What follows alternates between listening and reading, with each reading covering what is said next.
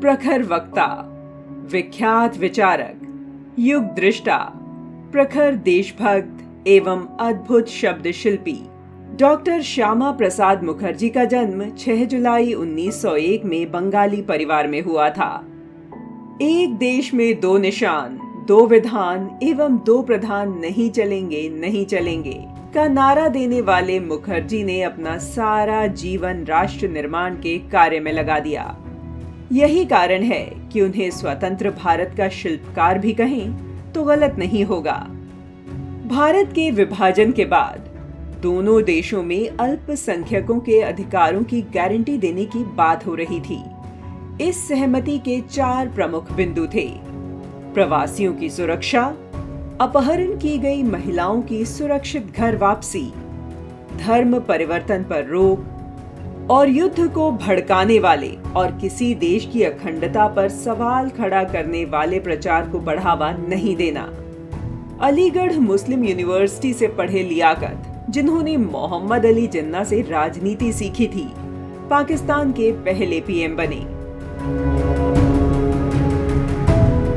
दुष्टता ऐसी कि आजादी के कुछ समय बाद ही भारत पर पहला सैन्य हमला कर दिया गया। लगभग 6 दिनों की चर्चा के बाद इस संधि पर सहमति बन पाई, जिसका प्रारूप 2 अप्रैल 1950 को तैयार हुआ था। लियाकत अली इसके बाद जब दिल्ली दौरे पर आए तो 8 अप्रैल को गवर्नमेंट हाउस में दोनों देशों के प्रधानमंत्रियों ने इस पर दस्तखत किए। इतिहास में इस घटना को दिल्ली पैक्ट के नाम से जाना जाता है। तब समझौते का विरोध करते हुए नेहरू सरकार के उद्योग मंत्री श्यामा प्रसाद मुखर्जी ने इस्तीफा दे दिया। उन्होंने पैक्ट को मुस्लिम तुष्टीकरण करने वाला करार दिया। उनका अंदेशा सही साबित हुआ। जब तत्कालीन पूर्वी पाकिस्तान, अब बांग्लादेश से शरणार्थी पलायन किए तो उन्हें भारत छोड़ कहीं भी शरण नहीं मिली। न ही किए गए किसी समझौते का पालन हुआ। जिसका अंदेशा नेहरू नहीं भांप सके थे, उसे मुखर्जी ने भांप लिया था। वह जानते थे कि पाकिस्तान के नापाक राजनेता धोखा देंगे और इसलिए मुखर्जी समझौते के पक्ष में नहीं थे। जब नागरिकता संशोधन अधिनियम 2019 को पारित करने से पहले लोकसभा बहस में गृह मंत्री अमित शाह ने समझौते का उल्लेख किया था। उन्होंने नेहरू लियाकत समझौते को इस संशोधन की वजह बताते हुए कहा, यदि पाकिस्तान द्वारा संधि का पालन किया गया होता तो इस विधेयक को लाने की जरूरत ही नहीं थी, जिस पर उस वक्त पूरा मुस्लिम समुदाय विधेयक के विरोध में सड़क पर आ गया था। श्यामा प्रसाद मुखर्जी ने आजादी के बाद ही महसूस कर लिया था कि अगर राम राज्य की स्थापना करनी है तो कांग्रेस की विचारधारा बाधा ही पैदा करेगी, क्योंकि उसके तुष्टिकारक स्वरूप को वे देख चुके थे।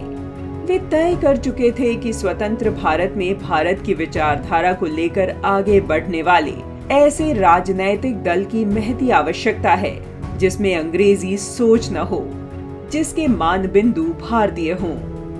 19 अप्रैल 1950 को उन्होंने मंत्रिमंडल से इस्तीफा देकर कांग्रेस के विकल्प के रूप में एक राजनीतिक दल खड़ा करने का संकल्प किया। 21 अक्टूबर 1951 को दिल्ली में एक छोटे से कार्यक्रम में डॉक्टर श्यामा प्रसाद मुखर्जी, प्रोफेसर मधोक, दीनदयाल उपाध्याय की उपस्थिति में भारतीय जनसंघ की स्थापना की गई। वह एक ऐसा दौर था जब पंडित जवाहरलाल नेहरू और नेहरूवादी वैचारिक ढांचा भारतीय राजनीति के केंद्र में था। उस समय यह सोचना असंभव था कि कोई नेहरू और कांग्रेस को वैचारिक व सांगठनिक स्तर पर सफलतापूर्वक चुनौती दे सकता है। राष्ट्र हित में एक व्यक्ति ने यह कर दिखाया। तब का जनसंघ ही आज विश्व का सबसे बड़ा राजनीतिक दल भाजपा है, जिसके नेतृत्व में राष्ट्र के सांस्कृतिक नवजागरण का शंखनाद हो चुका है और राष्ट्र अपने पुरातन मूल्यों और विरासत के साथ परम वैभव की ओर बढ़ रहा है।